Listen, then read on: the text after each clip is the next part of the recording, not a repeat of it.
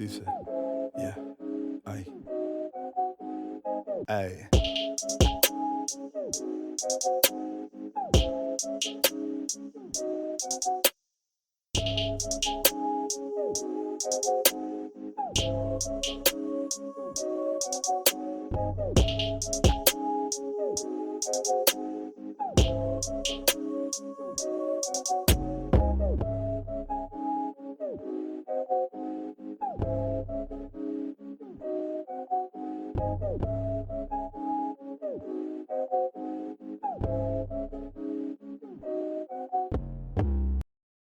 Some conversations feel like opening a textbook you wish existed when you were younger. Honest, sharp, and full of the kind of clarity that makes you rethink what you thought you knew. Today's guest, Dr. Corey Gentry, brings exactly that. Corey didn't enter the troubled teen industry as a professional. He entered it as the same way many kids do, as a vulnerable 15-year-old from a chaotic home, sold the promise of belongings, guidance, and a secret cure that would fix everything.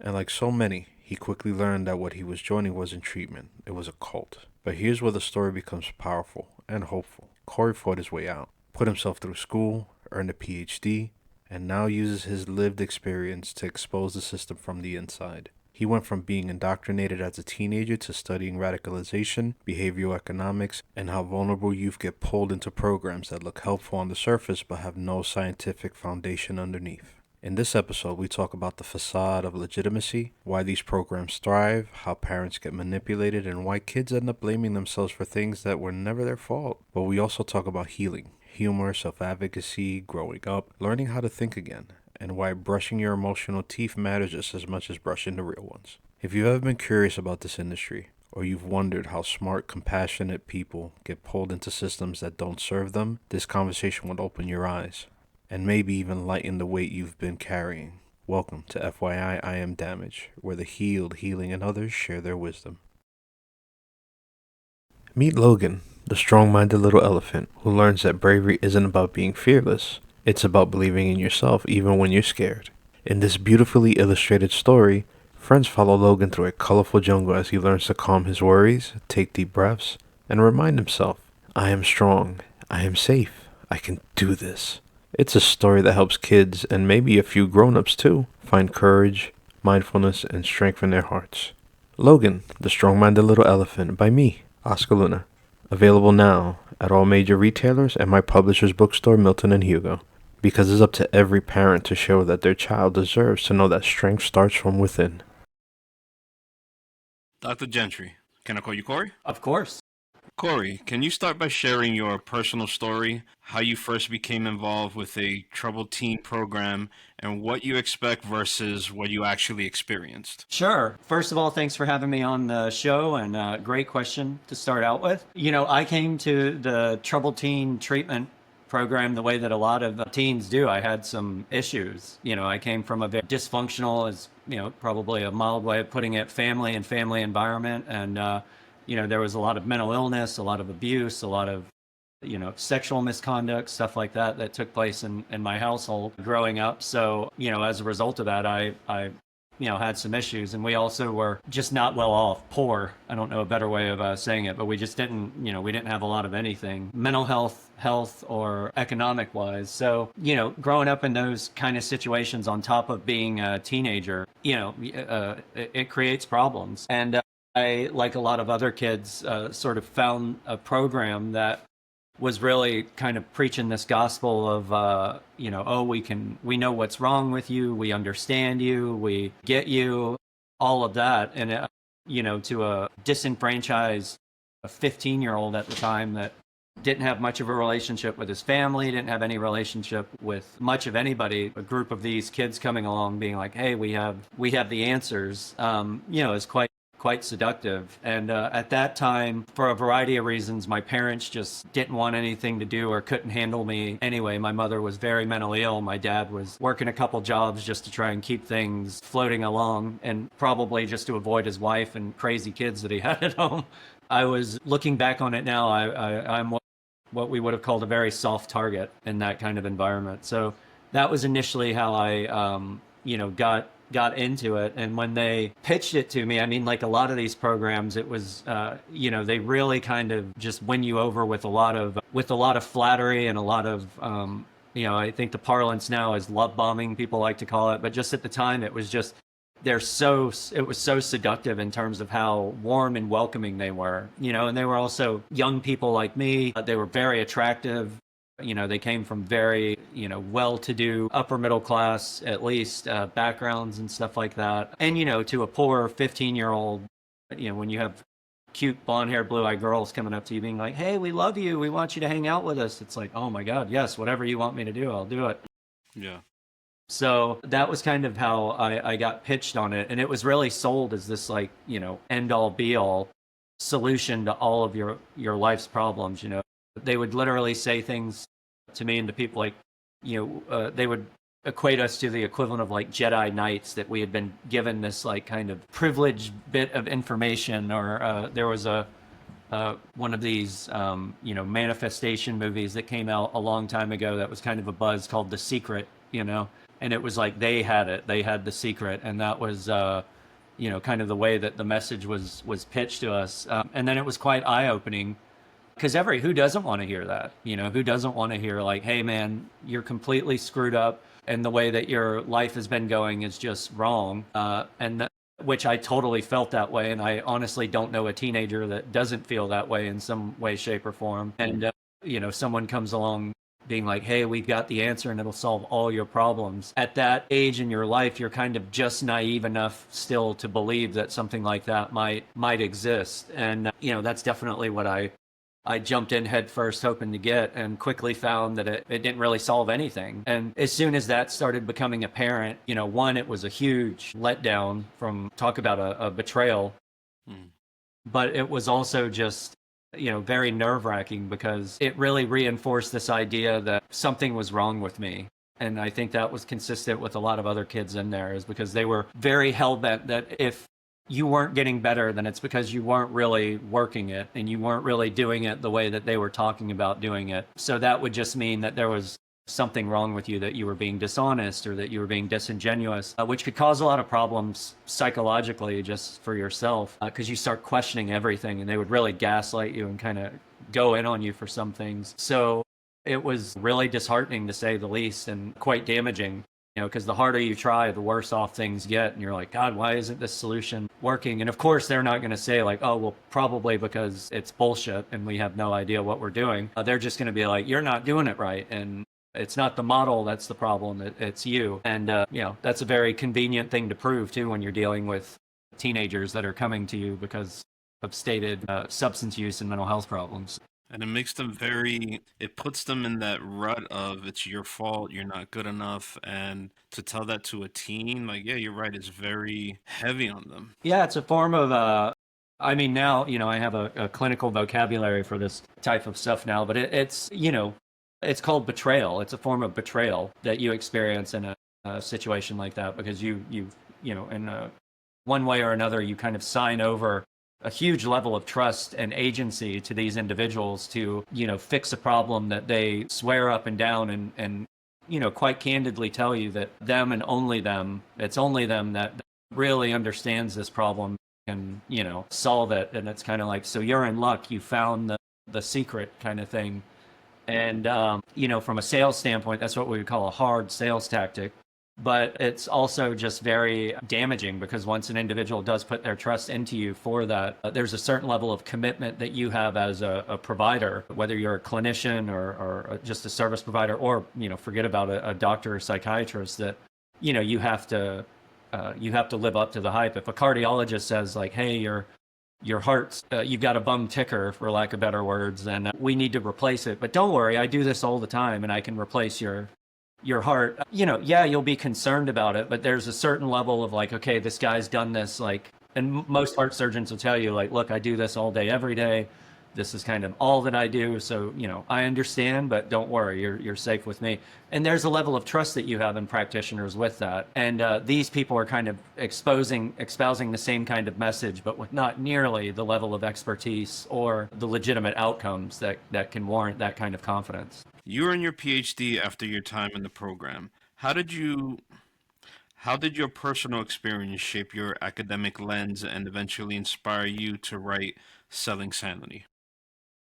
Great question. I apologize to you and your listeners for kind of leaning in because I am slightly deaf. So but God, I mean, I can't think of a way that my personal experience did not shape my academic trajectory. So when I got out of the cult, which I refer to it as it wasn't a treatment center, it was a cult, I had no formal education. So I had stopped going to school when I was 15. I had no real marketable skills. I had no major social skills other than operating in this very cult-like environment. And I really floundered. I had no family support system. I really had nothing. So I really floundered. And I had a very difficult time initially engaging in school because I was just so far behind that it was a lot to kind of catch up with. And everybody was just like miles ahead of me. And, I was a little bit older at that time. So I was like, 22. Everyone was like 17, 18. So when you're that age, you kind of feel like the old guy in class and stuff like that. And, everyone just kind of had these normal academic trajectories. I felt kind of hamstringed by it in some respects and very intimidated by the, liberal academic environment because in a lot of ways it can be a very unforgiving place in, in a lot of ways. But it gave me kind of a framework that I could start operating and learning how to think about things in, which I became very grateful for it. And I don't think it is a coincidence that I got very interested in things like indoctrination and radicalization. I studied terrorism for many years, so I was interested in how particularly adolescents get involved in those types of environments and then radicalize. Looking back, no kidding, I would get involved in that. But at the time, they were just kind of compelling topics to me. And obviously, I had a frame of reference that I could kind of operate from and make sense of things. So I understood in a theoretical level what some of the academics and kind of thinkers in that space were talking about. But then in a lot of real ways, I had real world and situational knowledge of like, well, that's not really how it operates and this and that. And of course, I had no knowledge of like terrorist organizations and how they function. I mean, I was from a trailer park in Grovetown, Georgia. There's not really a whole lot of, hot spots for Middle Eastern jihadists over there, but a lot of the fundamentals were kind of just the same, like the socioeconomically depraved areas, individuals with not a ton of social mobility and stuff like that. This kind of narrative of it's not supposed to be this way. So there were a lot of elements of just kind of growing up and being in the environments that I was in that made that area fascinating to me. And then I just really wanted to study how kids kind of become indoctrinated, and then particularly how they're able to adopt and develop new ideas around that allow them to kind of leave those radicalist ideas. A lot of that was inspired by just social events at the time. I mean, we were in the throes of 9/11 and the war on terror and all of that. So that was a major point of study for a lot of people at that time, but also coming out of the environment that I had come in. There were too many parallels for me not to make sense of it. And I was very fortunate that I did well in school. So I kind of progressed quite well into those.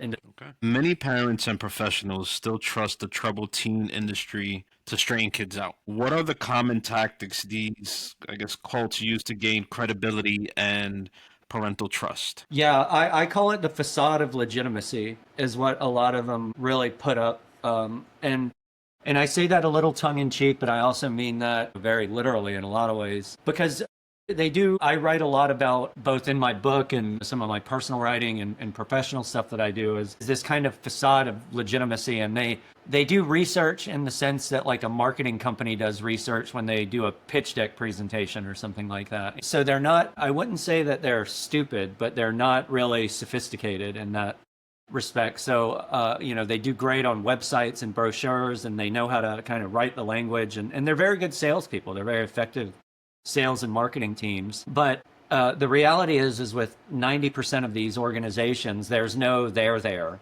with any of them. So, they'll have a website up and it'll say that we offer, I was just reading one the other day, they actually got some Forbes write-up, and which is ridiculous. Of course, it was probably some paid marketing thing that they did, but, they're promoting themselves as this Forbes-based, entrepreneurial company doing innovative things in healthcare. And they do They use words like world class, all of this. And if you look on the website, they'll have a doctor maybe on the website, and they'll have, a clinical director on the website or something like that. But then if you really interview and talk to these people, a lot of the doctors are just 99% of the doctors are contracted employees. So they don't actually work for the facility. They're just a vendor for that facility. So they'll work for that facility and like a dozen others, if not more. And then the clinical directors they have are really kind of in name only.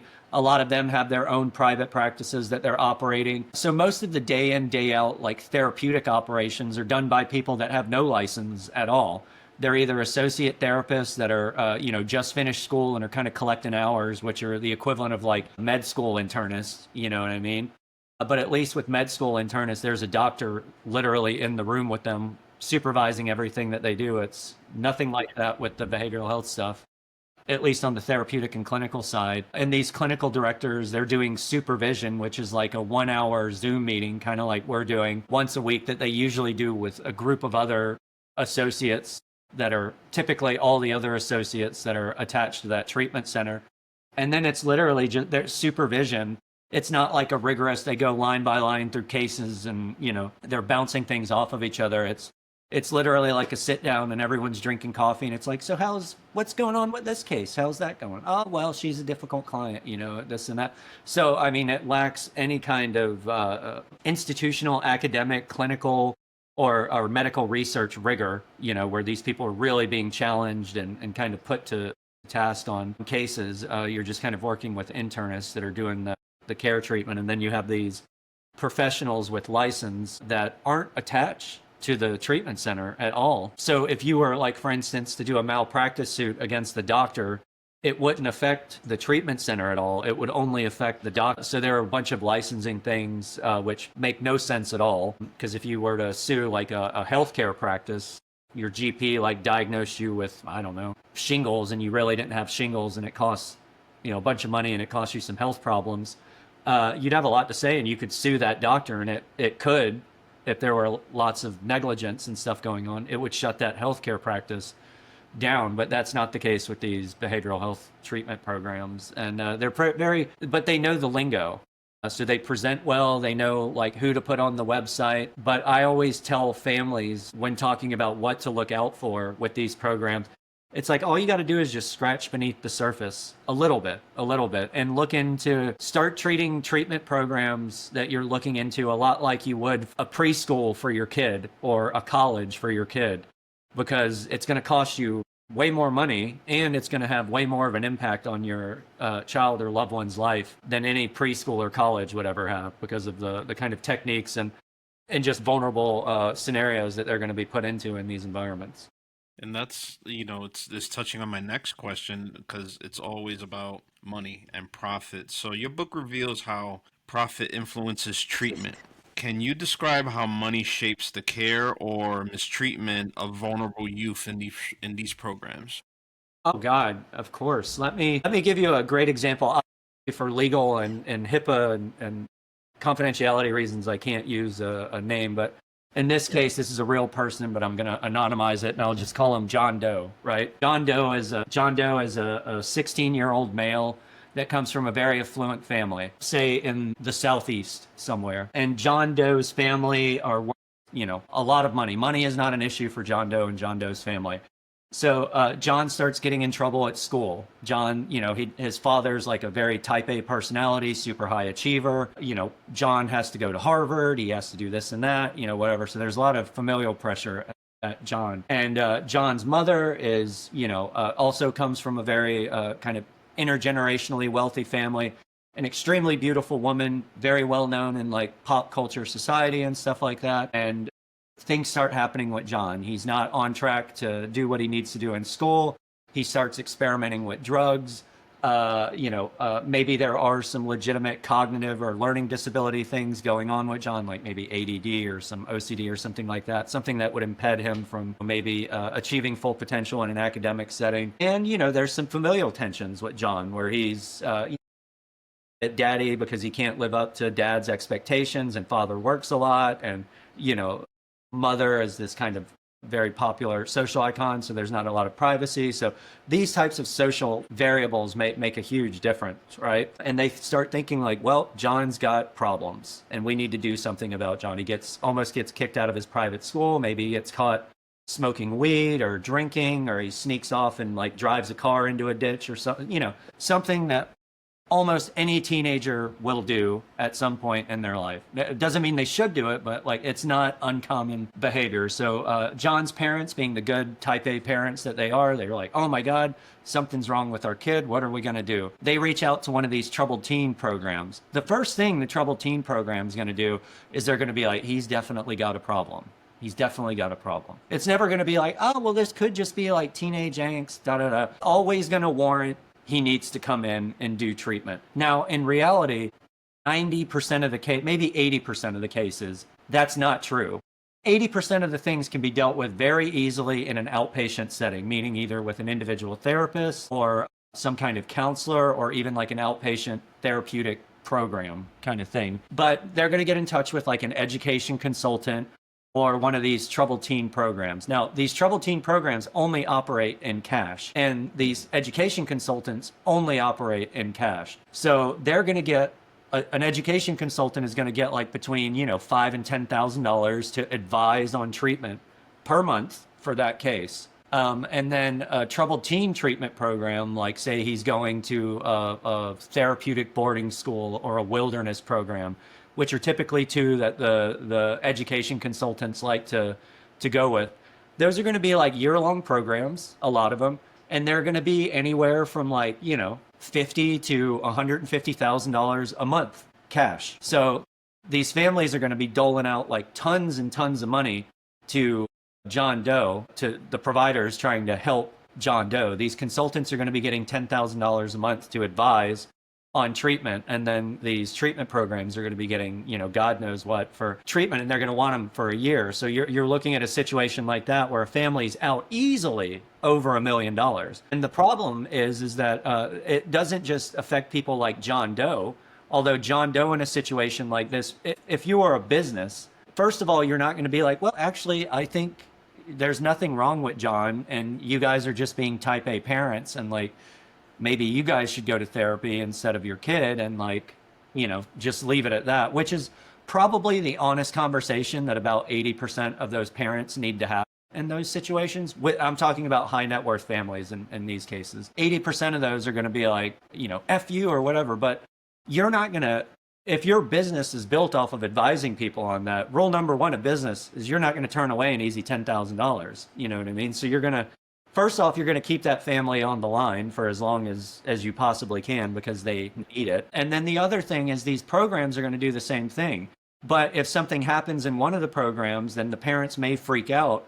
And then the ed consultant will step in and be like, oh, you know what? You're right. This probably wasn't the best fit for him. So what we need to do now is we need to send him over to this program. Yeah. And then this program, it's only this much money and whatever. And you just end up playing like, it's kind of like musical treatment center musical chairs. And after like a year or two of this happens, or 3 years of this happens, John's gone from like a troubled 16-year-old to a troubled 19-year-old or a 20-year-old, because all he's done is been passed through and in and out of these different like treatment programs, and his parents are just writing checks left, right, and center. So at 19 years old, John Doe comes out of the treatment center, and he doesn't know what the hell's wrong with him because he's been diagnosed with addiction. He's been diagnosed with oppositional defiant personality disorder because he doesn't want to listen to the thing. And the reality is that John probably just came in as like, a bit of a what we would typically call like a failure to launch case, or just like what used to be called a confused fucking teenager back in the day. And but he comes out at 19 and he's got no education. He's been institutionalized basically because he's in all of these centers, all of whom are telling him he can't trust his thinking. There's something fundamentally wrong with him. Like, oh man, you're messed up, you're depressed, you got PTSD, you're traumatized, you're this, you're that, whatever. So this poor bastard at 19 years old is just going to come out and be like, oh my God, what do I do? And then he's going to fall apart again.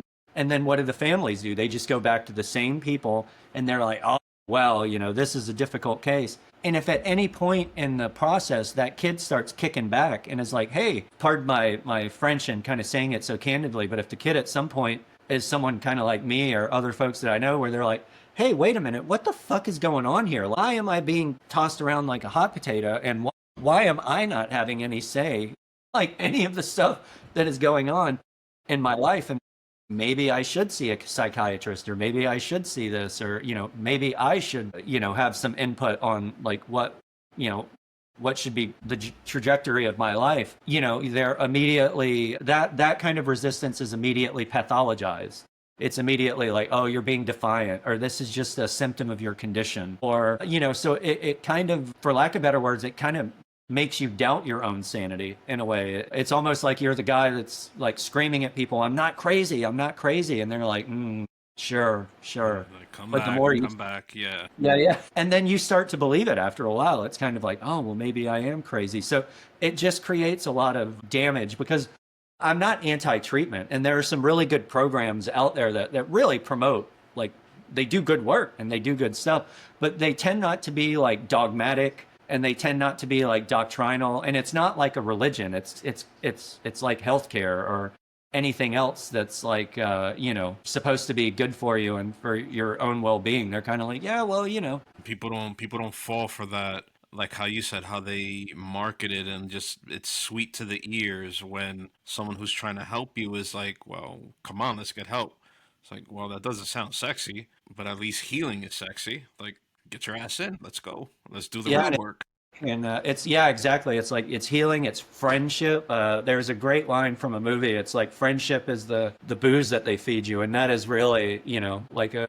I think it really sticks with the treatment recovery world. Is it's all like on the surface of it, it all looks very kumbaya, and it's like, oh man, you're working the program and you're doing great and whatever, and all that basically means is you're drinking the Kool-Aid, and if you're doing what they're telling you to do, then it's like, hey, peace, love, and chicken grease, as they used to say. But like, if you're not, then it's like, oh man, you've got problems. It's like, and I mean this over every area of your life. I mean, in those treatment programs, it was everything from like who I dated was arranged, when I could date was arranged. So if I just wanted to go out and get a girl, and this is me out of treatment in some of these like AA recovery communities that you get passed off into after you get out. Me at like 25, 30 years old, a double master's degree, living in Europe, and you have these like AA sponsors that, one guy, God bless him, he was a lovely man, but he didn't have a high school diploma, and he was trying to tell me like, look, I don't think you're ready to be in a relationship right now, and you shouldn't be doing this and that. And eventually, I don't know what happens, but there's some maturation process that happens where you start just kind of thinking like, well, wait a minute, I'm an adult. And why, first of all, why do you care who I date and when I date, or you know what I mean? It's like, this seems very, for an adult, particularly paid relationship where usually money's being exchanged between individuals. This strikes me as very inappropriate, You know what I mean? And, a lot of these people that come off as like life gurus or life coaches and stuff. And if you dig into it, a lot of them have no formal education, zero formal education at all.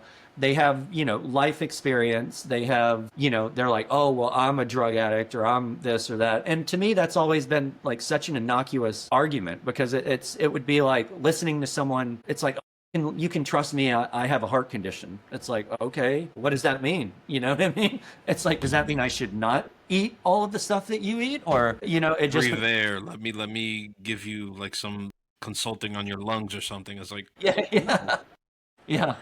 Yeah, it's And like, oh, I've got asthma, so like, let me tell you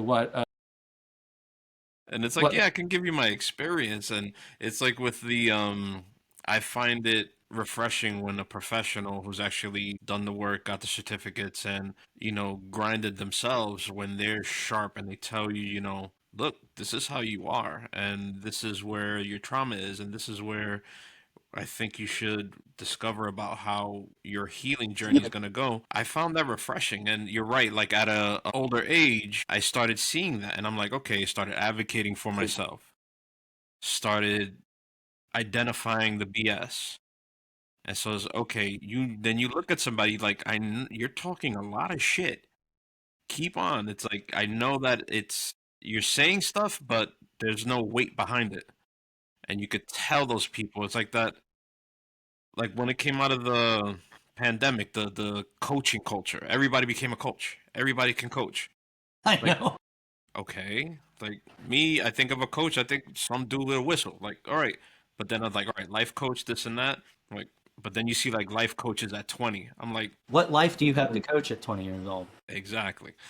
But again, some people, you like you said, you scratch beneath the surface because even though, yes, what if they are 20? What if they want to do a coaching business? Okay, what do you got? Some are good. Most are not. And you're absolutely right. Is for those parents or those siblings or their mates or anything, say, hey, look, if you want to get into something, let's research it properly. Let's see what they do. They should be able to offer you something where, say, hey, okay, talk to me. Let's see what's the word and roll with it that way to understand that okay, yes, this can actually help me. You're one of the true ones that want to actually help, but a professional should be alongside and needed. Yeah, and that's the problem, I think. And it's such a great point, and something I highlight a lot in my book, Selling Sanity, is I really make it a point to distinguish between the industry and the profession because it's sort of like anything else. I akin it a lot to there's a reason that we trust healthcare professionals for the most part. The reason that as much as we do.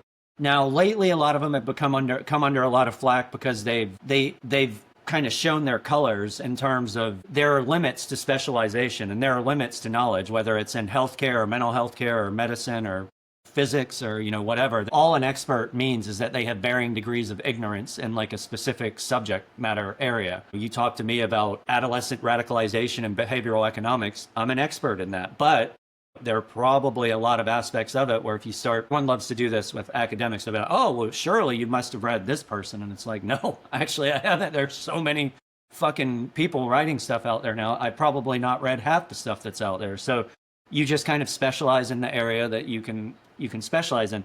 Medicine is no different from that. However, there is a base level of trust that we have in medicine because healthcare practitioners generally are very conservative individuals from like a prescribing and a administering kind of stand. It's why like my doctors always get really annoyed with me when I'll go to them and I'll be like, oh yeah, I know there's this thing right now and everybody's taking testosterone. So like I want to take testosterone. And then a doctor, if it's a good doctor, they'll be like, why the hell would you want to do that? Let me explain to you this and this and this and this. And like, you really shouldn't be doing that. Now, you could go and speak to another specialist that's in the testosterone, whatever, and they're going to tell you all about the like, oh no, it's great, and like GLP-1s and this and that and whatever. But if you go and talk to a mainstream medical doctor, they're going to be like, yeah, well, the science is really kind of inconclusive on that, And they're right. However, it doesn't mean that there aren't little inroads going in with these specialists here and there that don't have some truth to it. But what has happened on the industry side with behavioral healthcare particularly is that those lines have become so blurred that it's very difficult now to distinguish between like what is just some kind of like bullshit influencer fad that is like the equivalent of taking fish oil for a heart condition or something like that, and then what is like the hard science behind like behavioral health care. And everybody talks about mental health care as if it's this kind of like ethereal mystic thing that like nobody really has figured out. And that's not true. That's just not true. I mean, do they have everything figured out? No, of course not.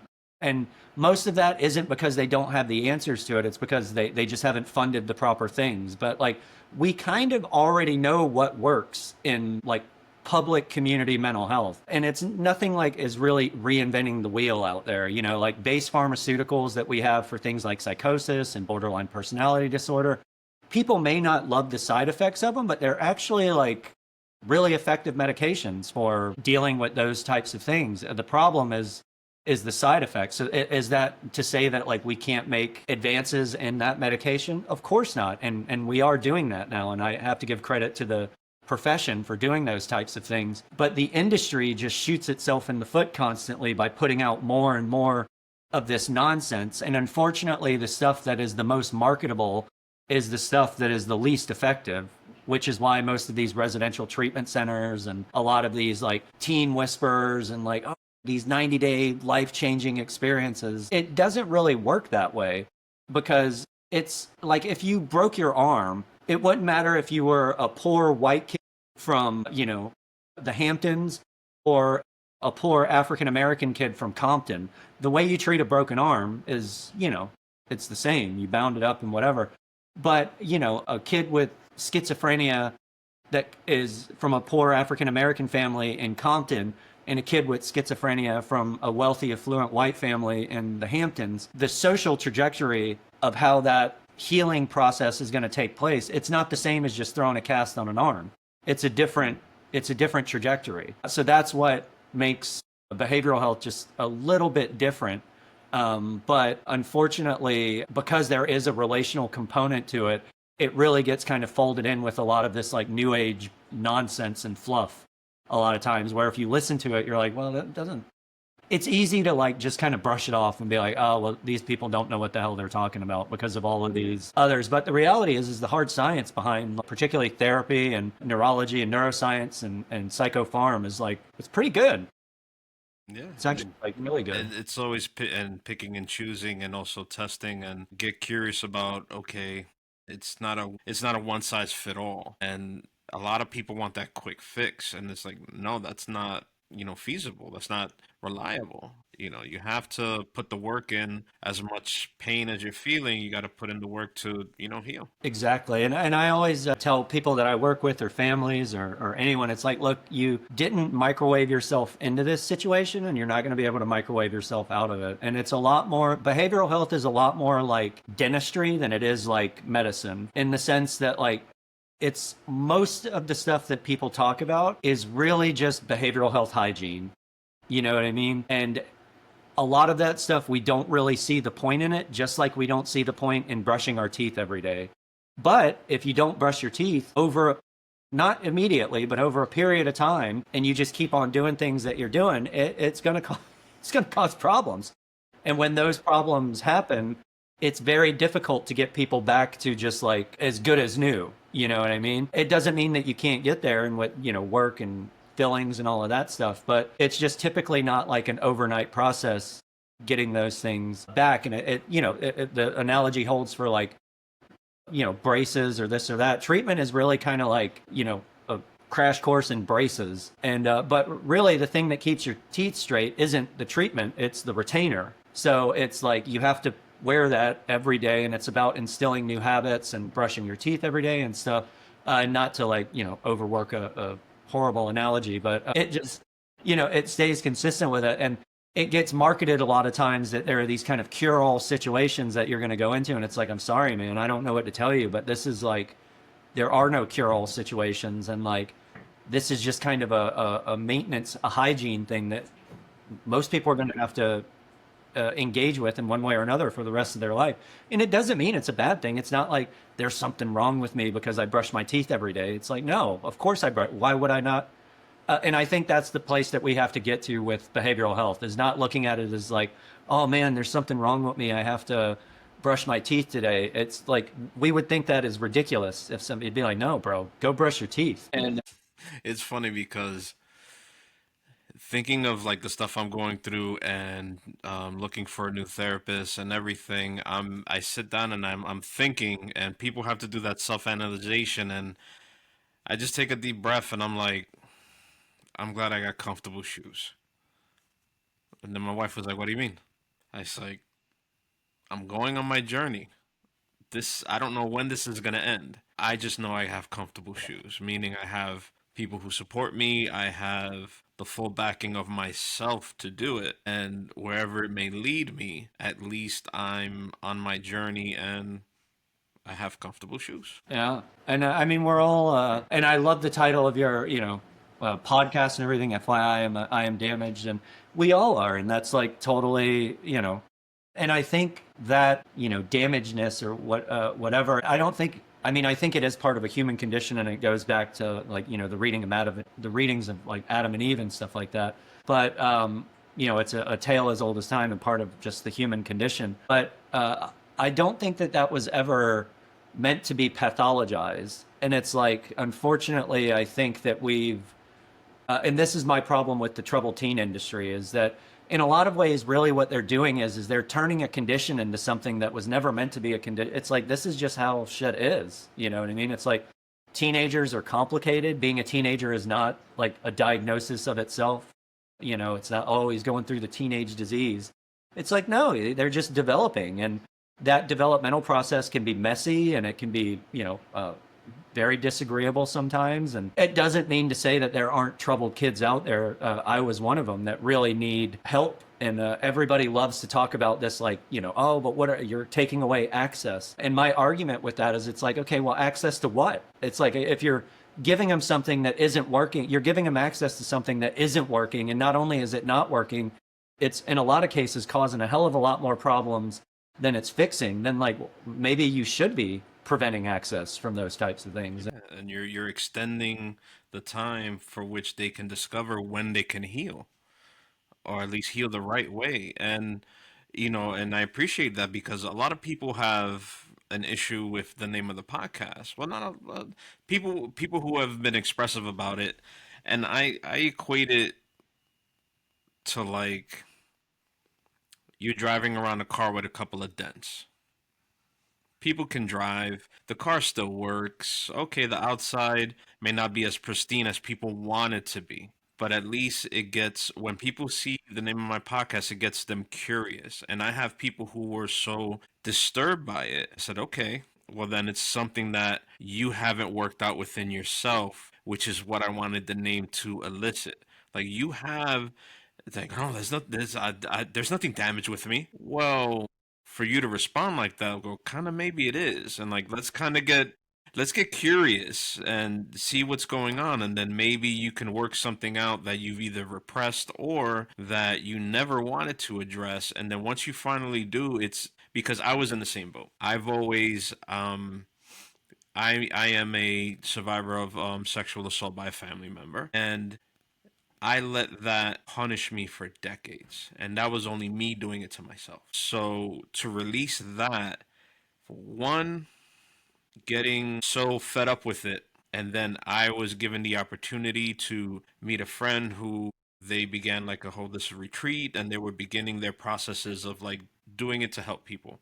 Going on into Vermont, went with a couple of friends who became my brothers, and going the right way to just release, and not in some weird way of, like, chanting, or it's just talking about it when I never talked about it before. And my family was on the line, my way of life was on the line, my sanity was on the line. And being there with people who made me feel seen and made me feel like, or telling me, you know what, you got to realize that you're enough and you have to forgive yourself. And that's where it starts. And then they were a crucial step, and knowing that I got to do more things in the solid sense to make myself better, for myself, for my family, for my kids, my wife, my way of life, everything. And I'm glad I was put in that position to heal that way, and I'm still healing, which is why, that's why I call it like a mental strength podcast rather than like a mental health podcast, because you have to use that and get stronger with it, so that people see you doing that, and then you're a model to them without even knowing.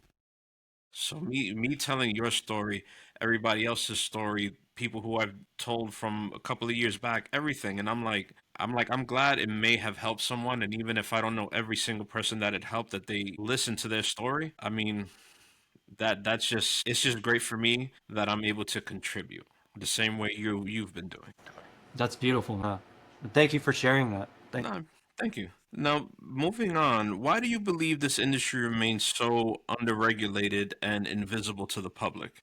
That is such a great question, and I think a conundrum that I know myself and a lot of other advocates in the space are, working very hard to address. I think a couple reasons is the access component. That, as soon as any public official that I've ever spoken to at all about any of this, that seems to be the main apprehension that all of them get into, is particularly when it comes to troubled kids and stuff like that, is the last thing they want to do is start, or be seen as the individual that's like ripping funding away from, mentally ill children that are trying to get help. And unfortunately, anytime, even with the best efforts, I'm, enough of a cynic and a realist to realize this, also just kind of being in the field for as long as I have, is anytime you get vulnerable populations of individuals, there's going to be some power imbalances and abuses of power, whether that's like sexual abuse or exploitation or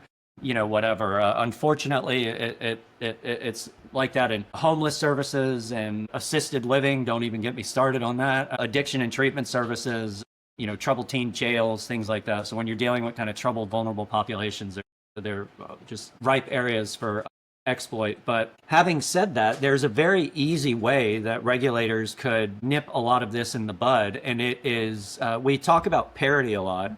And one thing that they could do with parity is that one of the parity items that they could do is make behavioral health and addiction services the same and require them to be run as corporate medical centers. And what I mean by that is that if a cardiologist, if you and I were just avid joggers and we wanted to open a cardiology facility, there's no way in hell we could do that because we're not licensed doctors. And there's what's called the mental, I forget the specific name of it, but there's like corporate medical practice regulations that are quite strict that tie the corporate practices of a medical institution to the licenses of the practitioners within those medical institutions. So that means like any of the doctors licensed at like a family office practice or something like a GP practice, there are licenses attached to that. So if you went to sue and they were doing negligent behavior like sleeping with patients or fraudulent billing or abusive practices or pushing medications that weren't necessary, any of the stuff that happens or can happen in any aspect of healthcare, there are mechanisms that you can hold those people accountable for.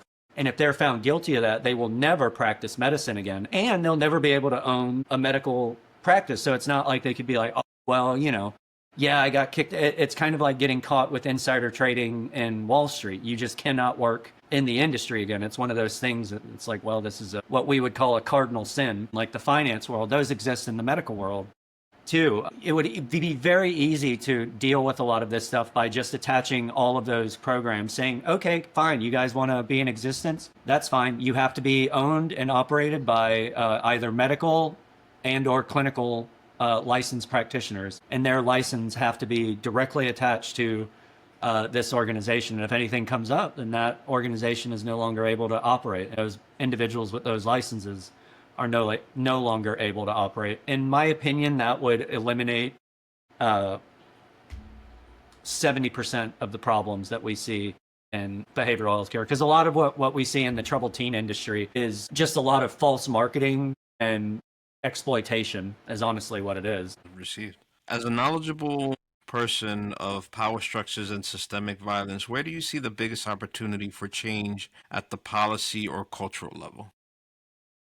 Well, I think, again, going back to my statement before, I mean, it's the nature of institutions and power dynamics is that when you get like very disenfranchised, vulnerable individuals all coalesced into an area, it tends not to be good, which is another argument I would advocate for against residential care. I mean, the first thing they teach you in a hospital is you got to get the hell out of the hospital. Hospitals are where people tend to get sick. And so you go into the hospital, you get taken care of what you need to get taken care of, and then they tell you to get the hell out of the hospital so that you can start recovering. Treatment is the only place that's the opposite. They're like, no, stay in the hospital for as long as you can.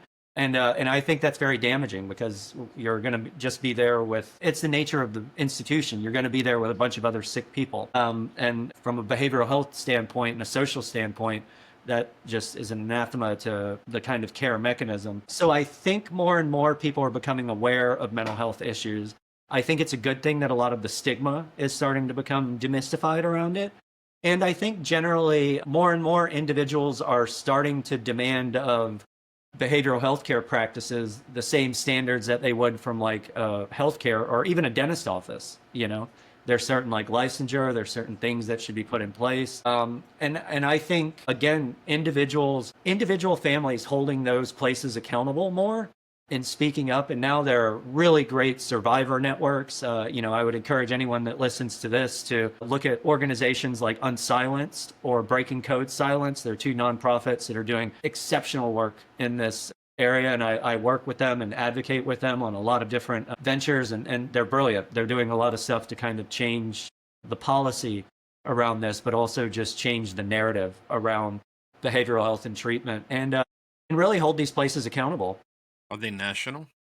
They are national, yeah. Like Unsilenced has legal representation for individuals in all 50 states. They have some really great databases and stuff, because also a lot of these families, they don't know that there's recourse, and they also tend to think that their situation is one in isolation. And I think that's what's been so great about the survivor community coming together and speaking up, is that at the very least everybody knows. It's like, oh, it wasn't just me. And for a long time, that's how I felt. For like 20 years, that's how I felt. I was like, man, I just suck, and I can't get this stuff, and I just wasn't this and that, whatever. And then hearing other people was really inspiring to me. And it's really why I wrote my book, was because I noticed that a lot of the stories, almost all the stories, to be honest with you, were women. And I was like, well, men really suffer in these situations. Like a lot of times they're, very victimized and harmed, like irreparably, by these types of environments and institutions. And I think it's very important for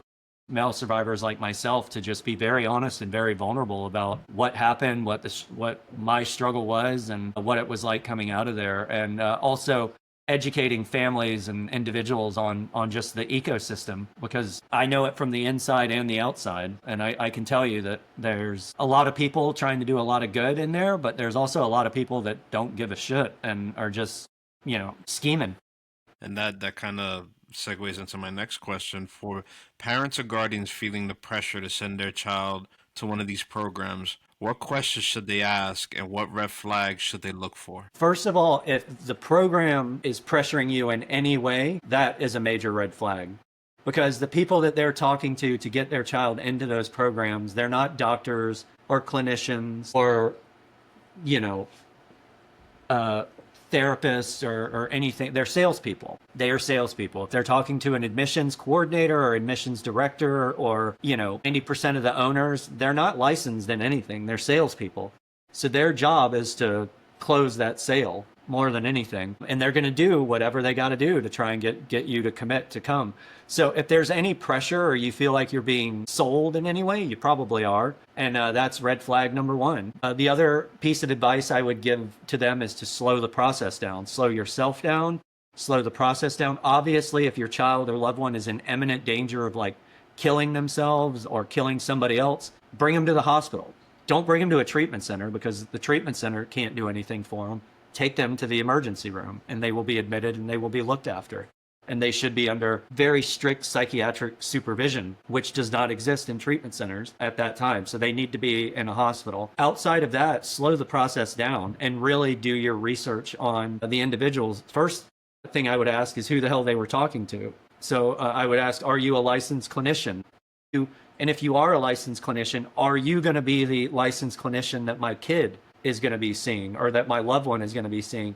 And if they start giving you a runaround about that, hang the phone up and be like, okay, well, I'm not coming here. Because as a parent or as a child, as a patient, you have a right to know who is going to be administering your care.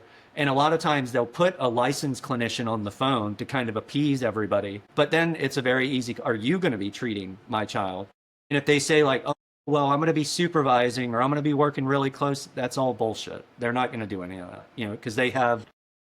So how do you respond when they do all of that, and sorry to cut you off, but then they also flip the script and say, no, this worked for me, and then they have what's your advice on that type of perspective that they throw at a parent to try and make that connection, even though it might be false?